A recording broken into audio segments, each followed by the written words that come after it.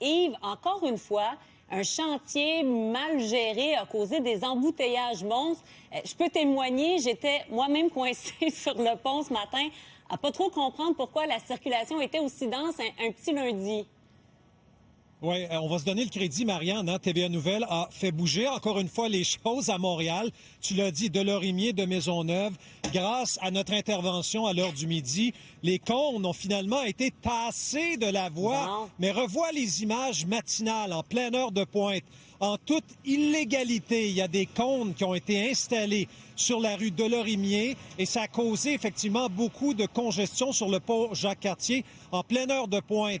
Je dis illégal parce que le permis stipule qu'on peut installer ces cônes sur la rue Delorimier, angle de Maisonneuve, entre 9h et 14h. Mais ces cônes, selon un téléspectateur, avaient même été installés hier soir, me dit-on, vers 20h. Alors, elles empiétaient effectivement la voie des automobilistes, coupaient deux voies. Ça formait un entonnoir, Marianne, et il y avait un important refoulement sur le pont Jacques-Cartier.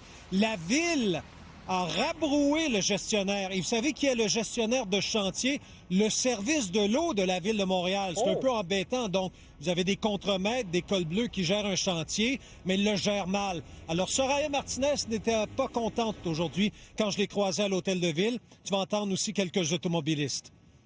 Ça n'a aucun sens, là. Il pourrait dégager au minimum une voie pour qu'on puisse tourner. Il n'y a personne. C'est absurde. C'est l'enfer. C'est ça, Ville de Montréal. Nous, on vient ici régulièrement, on va au CHUM. C'est comme ça tout le temps. Vous êtes en retard, j'imagine? Oui. Année de ce genre de mauvaise gestion des cônes oranges en ville? Ouais, c'est gossant, là. C'est comme Legoland. C'est inacceptable. Je l'ai dit durant la campagne qu'on va avoir beaucoup de travail à faire pour s'assurer que ce genre de pratique n'existe plus. Celui dont vous parlez, c'est à la sortie du pont Jean-Cartier. On a appelé le service d'eau. On les a appelés pour leur dire que c'était pas tolérable. On les a ramenés à l'ordre. Et vous savez, ça fait 2 semaines qu'on est arrivé. Ça fait 1 semaine qu'on est assermenté. Mais ça va clairement faire partie de nos priorités, la question de la mobilité puis des chantiers.